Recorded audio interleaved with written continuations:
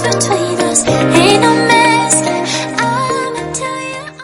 Welcome guys to today's class. In today's video, we want to discuss the topic solubility. So all these questions you are seeing are from solubility, solubility products, common ion effects, still on solubility of substance. Yes. Now, we would like to begin with the definition of solubility. What does the word solubility mean? It simply means the amount of solutes dissolved in 1 dm cube of solvent at a particular temperature. That means three key points make up the definition of solubility. What are the three key points? Amount of solute 1, dissolved in 1 dm cube of solvent 2, at a particular temperature. Yes, these three key points make up this definition. That means, take for instance, I don't know your brands of tea, whether it's Milo, Ovaltine, Bonvita. Okay, whichever one. Let's take Milo for instance. If you want to prepare tea with Milo, you notice that if you use cold water, let's say the temperature of the water is 10 degrees Celsius. Let's say this is a cold water. If you have used cold water to prepare your tea and you have used a hot water, let's say water that is about 90 degrees Celsius or even 100, are you getting it?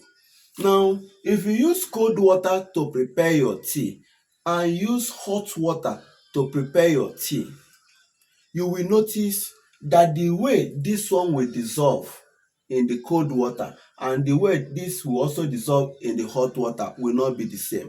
This one will dissolve very well because temperature is involved, while this one will not dissolve very well. Some of the tea might be floating up or might settle down depending on the type of chocolate you use.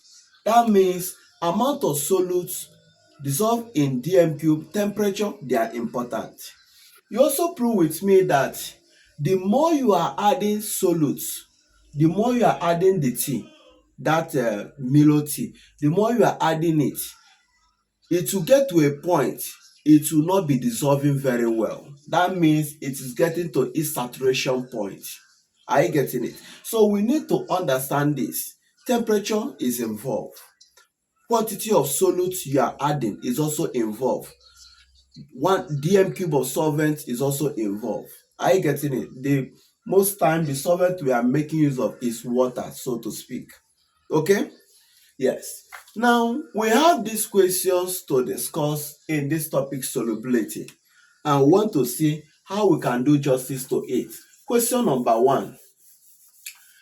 The solubility of silver phosphate, Ag3PO4, this is called silver phosphate, is 1.5 times 10⁻⁵ mole per dm cube at 25 degrees Celsius. You see why I say temperature must be involved. So there, let us know the temperature. Find the solubility product. What is the relationship between solubility and solubility product? Okay, let's see. First and foremost, get the way this will ionize when it is dissolved in water. Okay, when this is dissolved in water, let's see how it will ionize. Now, as it's trying to ionize, we'll be having 3 silver ion plus what? 1 what? 1 phosphate what? Ion. So we are writing them with the valency, so to speak. Now, with this is what happened in water. It will fully ionize. It will ionize. Now, we now say that Ksp of it will be equal to, this is the solubility product we talk about, is equal to, we come and say this 3 times. Now, because we are talking about what happened to it when it dissolved in water, it is noted that the concentration of silver and the concentration of phosphate is a polyatomic anion. So their concentration will be equal. Let's say the concentration is S, solubility. S, that is solubility. We will say S raised to power of what? 3. This 3 is coming from the coefficient of this. 3 times the solubility of this raised to power of the what? The coefficient. Are you getting it? Times what? 1 times what? S, which is for phosphate. Raised to power of, what is the coefficient? 1. So, this is what we come up with. Okay? We say let this be S and let this be S, meaning solubility. Now, this is S, letter S, solubility. Now we'll come up and we say 3 cube will be giving you what? 27. S what? Cube. Then this will be giving you what? Times S.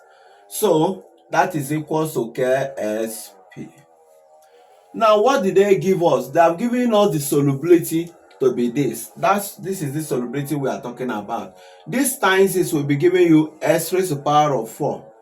It implies that KSP is equal to 27 S raised to the power of 4.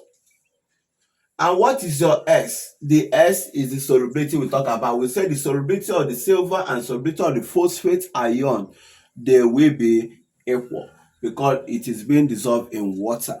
Now, we now say KSP finally will be equal to 27 times 1.5, the solubility, times 10 raised to the power of minus 5 raised to the power of 4. So you use your calculator to compute it.